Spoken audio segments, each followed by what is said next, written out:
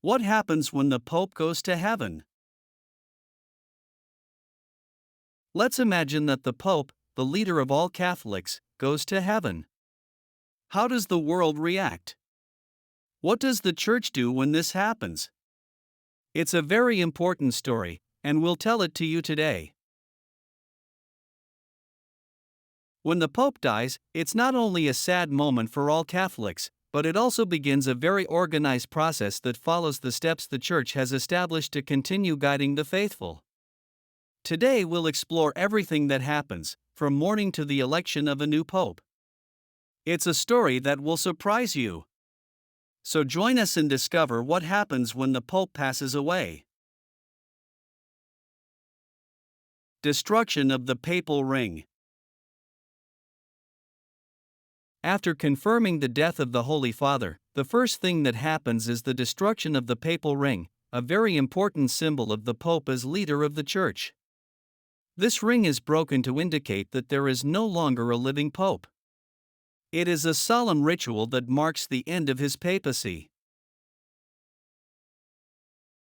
The destruction of the Papal Ring is a very profound symbolic act.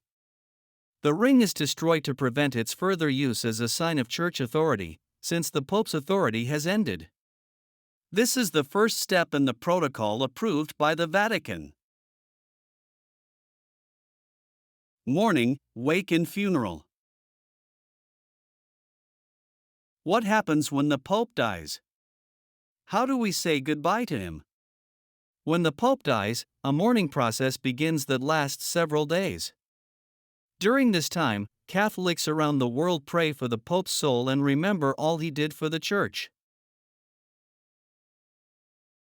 The Pope's body is prepared and placed in a place where the faithful can go to say their farewells and pray for him.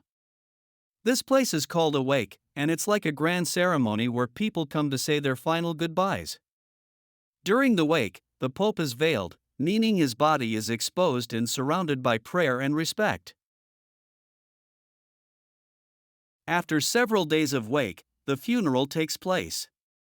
The Pope's funeral is a solemn ceremony, filled with prayer and affection. Religious authorities, such as cardinals and bishops, celebrate Mass and offer prayers for the Pope's soul.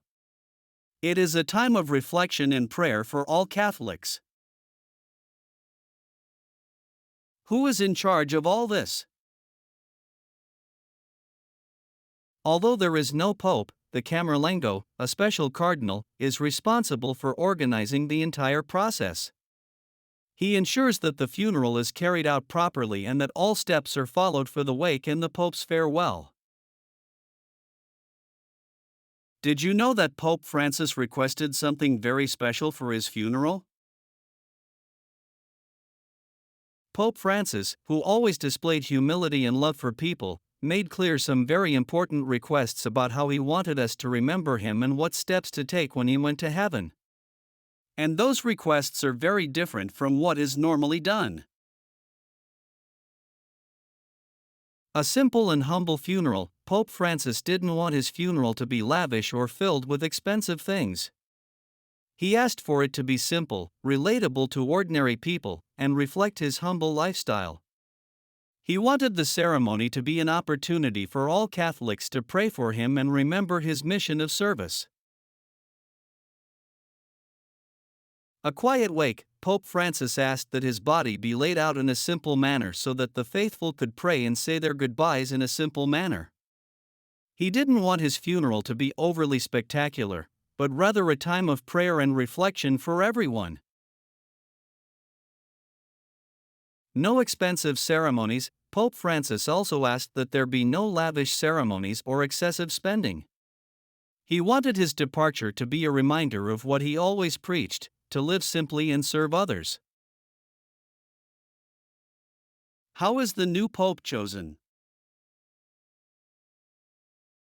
Once the Pope dies and the mourning period is complete, the cardinals gather in a special place in the Vatican called the Conclave. This process is secret, and only the cardinals have the right to vote. They search for the new leader of the Church, the one who will guide Catholics around the world. Where do the cardinals meet?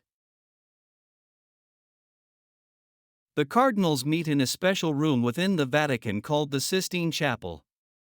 This is where the voting process for the new pope takes place. Who can be in the conclave? Only cardinals under 80 years of age can vote and participate in the election of the new pope. So not just anyone can be part of this process. Cardinals are ordained priests and bishops who hold the title of cardinal. No one else can be inside the voting room. Media outlets, such as television or journalists, are also prohibited. It's all secret. Who can be popes? Any male cardinal who is Catholic and under the age of 80 could be elected pope. Although there is no minimum age requirement, it is important that the pope be wise and strong in his faith.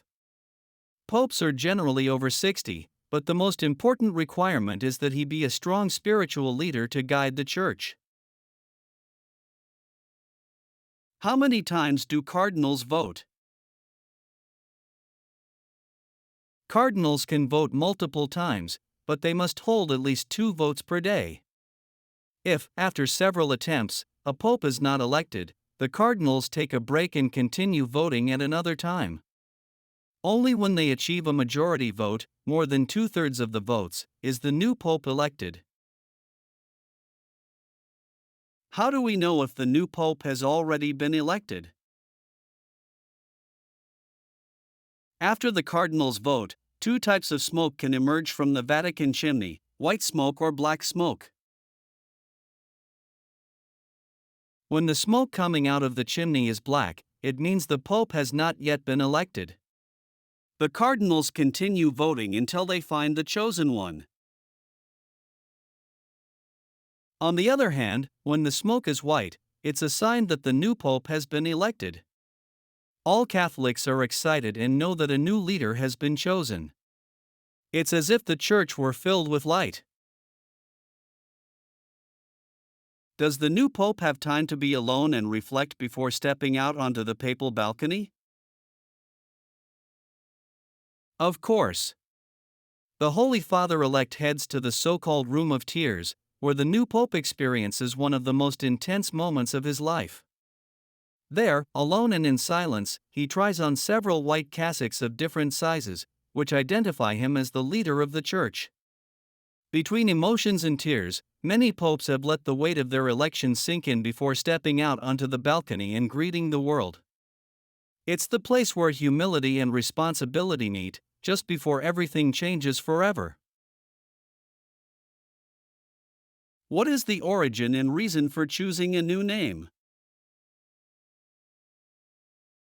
When a cardinal is elected pope, he follows an ancient tradition and chooses a new name to use during his pontificate. This custom originates in the Bible, when Jesus changed Simon's name to Peter, telling him, "You are Peter, and upon this rock I will build my church."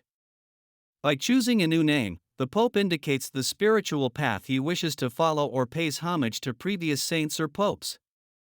This name is announced to the world along with the phrase, Habemus Papam, which means, we have a pope.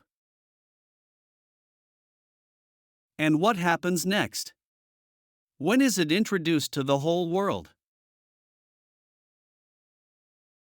After dressing in the Room of Tears and choosing his new name, the Pope steps out onto the papal balcony of St. Peter's Basilica to present himself to the world for the first time. Thousands of people wait anxiously in the square as the famous phrase Habemus Papam is heard, announcing the new pontiff. The full announcement in Latin is, Annuncio vobis gaudium magnum, Habemus Papam, which means, I bring you good news of great joy, we have a pope.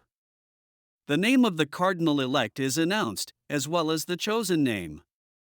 The Pope greets the crowd, addresses a few brief words, and gives his first apostolic blessing Urbi et Orbi to the city and the world, marking the official beginning of his pontificate. It is a moment filled with emotion, faith, and hope for all Catholics. The new Pope greets us and asks us to pray for him, beginning his mission to guide the Church. With a new Pope, the Church continues her journey, bringing the message of love and hope to all Catholics. If you enjoyed this video and learned something new about how the Pope is elected, please like it, subscribe for more stories like this, and share it with your friends and family. Tell us in the comments, which part surprised you the most? Thank you for being here and part of our community. God bless.